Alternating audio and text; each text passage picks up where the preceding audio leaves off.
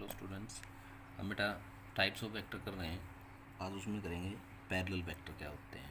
तो parallel vector क्या, किन वेक्टर को कहेंगे? दोज वेक्टर हो direction is same, that is theta कितना हो 0 डिग्री दोनों में, बट मैग्नीट्यूड उनकी चलेगी। मैग्नीट्यूड हो सकता हो सेम हो और ना हो, ठीक है। मैग्नीट्यूड सेम हो तो भी पैरेलल है और ना हो तो भी पैरेलल है, लेकिन डायरेक्शन क्या होनी चाहिए? सेम, यानी थीटा कितना होना चाहिए उनमें, कितना होना चाहिए 0 डिग्री। देखिए दो ये वेक्टर हैं, ठीक है। एक वेक्टर ये है, ठीक है। ये दोनों क्या कहलाएंगे? पैरेलल कहलाएंगे। कैप वाला क्या रिप्रेजेंट करता है? इसके हेड को, ठीक है। ए इज इक्वल टू 3i का मतलब एक्स एक्सिस में है, B is equal to 4i का मतलब क्या है? ये भी एक्स एक्सिस में। मैग्नीट्यूड इसका 3 है, इसका कितना है? 4 है। इसका मतलब और क्या कह सकते हैं हम? ये दोनों वेक्टर क्या है? पैरेलल है। एंगल कितना है दोनों के बीच में? 0 डिग्री, लेकिन मैग्नीट्यूड इनका सेम नहीं है। दूसरा इसी में ए इज इक्वल टू 3i कह दूँ और B is equal to 3i कह दूँ। आई क्या रिप्रेजेंट करता है? X axis direction. आई क्या चीज़ है? यूनिट वेक्टर जो डायरेक्शन को रिप्रेजेंट करता है। Equal vector can be parallel vector. दो वेक्टर जो इक्वल होंगे वो क्या हो सकते हैं? पैरेलल हो सकते हैं बेटा, ठीक है। तो equal vector can be parallel vector. तो हम पीछे पढ़ा था पैरेलल वेक्टर क्या होता है। देखिए रहा पैरेलल वेक्टर, ठीक है। इक्वल वेक्टर पढ़ा था हमने, मैग्नीट्यूड एंड डायरेक्शन क्या उसकी सेम होनी चाहिए। तो ये देखिए ये क्या है? इनका मैग्नीट्यूड डायरेक्शन सेम है तो इक्वल वेक्टर हो सकते हैं। तो इक्वल वेक्टर पैरेलल वेक्टर हो सकते हैं। Untie parallel vector, untie parallel में क्या होगा? डायरेक्शन अपोजिट हो। डायरेक्शन अपोजिट का मतलब क्या हुआ? एक वेक्टर ये है और दूसरा वेक्टर क्या है? ये रहा इसके अपोजिट। इसकी डायरेक्शन ऐसे है, इसकी डायरेक्शन क्या है? ऐसे है। एंगल कितना होना चाहिए दोनों के बीच में? 180 degree. A is equal to 3i दे दिया, b is equal to -4i sorry. तो आई तो एक्स को रिप्रेजेंट करता है, ए इज इक्वल टू कितना है? ठीक है 3i एक्स एक्सिस में, लेकिन b is equal to -4j। Minus का रिप्रेजेंट करता है नेगेटिव एक्स एक्सिस, ठीक है। दोनों क्या होगी? Opposite in direction. नेक्स्ट है को प्लेनर वेक्टर। को का मतलब होता है सेम, प्लेनर का मतलब प्लेन होता है।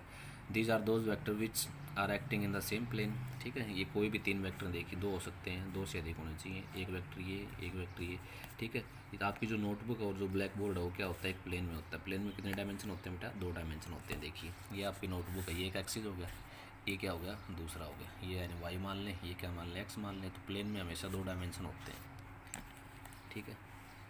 नोट डाला एक, देखिए two vector are always coplanar. दो वेक्टर जो होंगे ना वो हमेशा क्या होते हैं? एक प्लेन में होते हैं।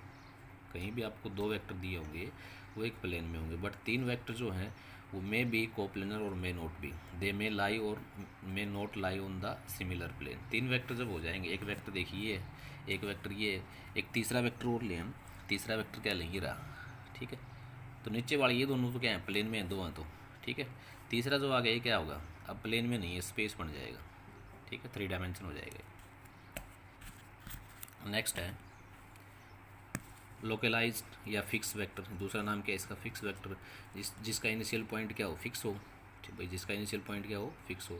कोई भी एग्जांपल ले लो इसका। जैसे मैं अपने घर से चलता हूँ, स्कूल जाता हूँ, मेरे चलने का पॉइंट क्या है? घर है, और जाने का पॉइंट क्या है? स्कूल है। इनिशियल पॉइंट यानी स्टार्टिंग पॉइंट क्या उसका? फिक्स हो। नॉन लोकलाइज्ड यानी फ्री वेक्टर, जिसका इनिशियल पॉइंट फिक्स ना हो, ठीक है। मैं कभी तो स्कूल आ जाता हूँ मेरे फ्रेंड के घर से, और कभी आता हूँ मेरे घर से, ठीक है। कभी दूसरे घर से स्कूल आ जाता हूँ मैं। इसका मतलब क्या हुआ? मेरा चलने का जो इनिशियल पॉइंट है वो फिक्स है नहीं है। कोई कोई इनिशियल वेक्टर, को का मतलब सेम, इनिशियल का मतलब सेम इनिशियल पॉइंट, ठीक है। कोई इनिशियल वेक्टर वो होते हैं जिनका इनिशियल पॉइंट क्या हो? सेम हो या कॉमन हो। जैसे दो वेक्टर ये दे रखे हैं, इनका इनिशियल पॉइंट क्या है? देखिए सेम है। यहाँ ये रहे एक वेक्टर ए बी सी और डी, इनका इनिशियल पॉइंट क्या है? सेम है, तो इन्हें क्या कहेंगे? कोई इनिशियल वेक्टर। नेगेटिव वेक्टर, ये इंपॉर्टेंट, इसका यूज़ कई बार होगा। Same magnitude but acting in direction opposite to that of a given direction. Magnitude तो सेम होगा लेकिन डायरेक्शन क्या होगी? अपोजिट होगी। जैसे मैं लिखता हूँ क्या? ए वेक्टर, ठीक है। इसका नेगेटिव वेक्टर लिखूँ, डायरेक्शन क्या कर दूंगा? अपोजिट। मैग्नीट्यूड क्या है? सेम है। जैसे मैं क्या लिखता हूँ, ये 2a वेक्टर है फॉर एग्जाम्पल, यहाँ से लेके 2a वेक्टर है। इसका अगर मैं नेगेटिव वेक्टर ड्रॉ करूँ तो इसके अपोजिट इतना ही मैग्नीट्यूड का अपोजिट डायरेक्शन में ड्रॉ कर दो आप, क्या कहलाएगा ये? Negative vector. जीरो वेक्टर क्या होता है? देखिए जीरो वेक्टर जिसका मैग्नीट्यूड क्या हो? जीरो, लेकिन डायरेक्शन उसकी आर्बिट्रेरी होती है, यानी कैन टेक एनी डायरेक्शन, कोई भी डायरेक्शन हो सकती है। उसको रिप्रेजेंट कैसे करेंगे? जीरो के ऊपर वेक्टर लगा दो आप, जीरो वेक्टर, यानी जीरो को किसी वेक्टर से गुणा कर देंगे तो वो जीरो बना देगा उसको, ठीक है। किसी वेक्टर को अगर ऐड करते हैं जीरो में तो क्या बनेगा? उसका जीरो बनेगा, ठीक है। जैसे ओ में हमने क्या किया? जीरो में क्या किया? ए को ऐड कर दिया तो ए रह गया, ठीक है। किसी वेक्टर में से अगर हम माइनस करते हैं जीरो को तो कोई फ़र्क नहीं पड़ेगा, ठीक है। मल्टीप्लिकेशन में क्या कर देता है, जीरो वेक्टर उसके मैग्नीट्यूड को जीरो कर देगा, बाकी एडिशन और सब्ट्रैक्शन क्या रहेगा, सेम रहेगा। यूनिट वेक्टर वेरी इंपॉर्टेंट है, बार बार यूज होगा, यूनिट वेक्टर वेरी इंपॉर्टेंट है। It is defined as the ratio of given vector to its magnitude. क्या होता है यूनिट वेक्टर, कोई भी देखिए यूनिट वेक्टर को रिप्रेजेंट करेंगे ए कैप से, ए लिख के ऊपर कैप लगा दी, जैसे हमने पीछे रिप्रेजेंट करा था ना आई कैप, क्या पढ़ेंगे इसको, I cap. Given vector to its magnitude, ठीक है, मैग्नीट्यूड में 2 लाइन पैरेलल खींच देंगे और वेक्टर, इसको मैग्नीट्यूड को ऐसे भी रिप्रेजेंट करते हैं केवल ए से, केवल ए का मतलब क्या होता है, मैग्नीट्यूड। और यूनिट वेक्टर हमेशा क्या देता है, डायरेक्शन देता है। It can be written as a cap, और इसको क्या पढ़ेंगे, ए कैप, ठीक है। जैसे हमने ऑर्थोगोनल वेक्टर आपको बताए थे, फिर भी पढ़ाएंगे।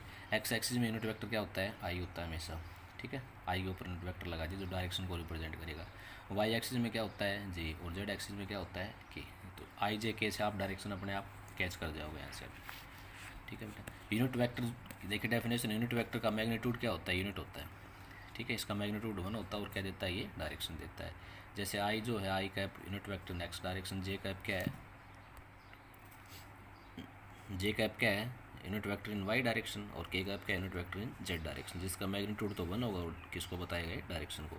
The magnitude of unit vector I J K is always 1। I J के जो यूनिट वेक्टर इनका मैग्नीट्यूड कितना होता है, हमेशा 1 होता है। एग्जाम्पल लिए, कोई वेक्टर दे रखे अपने कोई, यानी ए एक्स आई, ए एक्स का मतलब ए की वैल्यू एक्स एक्सिस में, ठीक है, और साथ में आई लगा दिया, वाई एक्सिस में कितना है, साथ में जे लग गया, और जेड एक्सिस में कितना है, ये होगा। इसका अगर हमें यूनिट वेक्टर निकालना हो तो क्या डेफिनेशन होती है, दिया गया वेक्टर लिखो बटे में क्या कर दो, उसका मैग्नीट्यूड, ठीक है। तो दिया गया वेक्टर तो सिंपल ये था, लिख दिया हमने। इसका मैग्नीट्यूड कैसे निकालते हैं, देखिए मैग्नीट्यूड निकालने का तरीका क्या होता है, जो यहाँ पे दे रखे हैं इसका स्क्वायर रूट कर दो, ऐड करते जाओ, ठीक है। तो ए एक्स का स्क्वायर करा, देखिए आई का स्क्वायर कितना होगा, ठीक है, आई यूनिट वेक्टर का स्क्वायर कितना होता है, 1 होता है, ठीक है, क्योंकि बेटा आई यूनिट वेक्टर जो आई है इसकी वैल्यू 1 होती है, तो आई स्क्वायर हो गया, इसका मतलब 1 इंटू 1 का स्क्वायर करेंगे तो कितना आएगा, 1 ही आएगा, ठीक है। तो इनको ऐसे ये मैग्नीट्यूड निकालने का तरीका है। Modulus of A vector, the magnitude of A vector is called modulus, ठीक है। The modulus of A vector A कोई वेक्टर दे रखे है, उसको कैसे रिप्रेजेंट करेंगे, या तो क्या कर दो, 2 पैरेलल लाइन लगा दो, उसके ऊपर वेक्टर लगा दो, या क्या करो सिंपली ये लिख दो, क्या होता है वो, मैग्नीट्यूड या मॉडुलस। जैसे एग्जांपल दिया अपने को 2i+3j, इसका मॉडुलस निकालने का तरीका मैंने क्या बताया था, स्क्वायर रूट कर दो, ऐड करते जाओ, 2 का स्क्वायर, आई का स्क्वायर कितना हो जाएगा, 1, ठीक है। फिर क्या है, 3 का स्क्वायर, जे का स्क्वायर कितना भी हो जाएगा, 1 हो जाएगा वो भी, ठीक है। कितना आ जाएगा, 16, √16 आंसर आ जाएगा, ठीक है बेटा। तो ये क्या था, आपके टाइप्स ऑफ वेक्टर थे, इनमें आपका वेरी इंपॉर्टेंट है यूनिट वेक्टर, ठीक है बेटा। और मॉडुलस कैसे निकालते हैं आपको आना चाहिए, बाकी इनकी डेफिनेशन आप याद कर लो, ठीक है। एक नेगेटिव वेक्टर का यूज़ होगा अपने यहाँ, ठीक है। तो आज के लिए इतना ही, कल करेंगे नेक्स्ट वीडियो।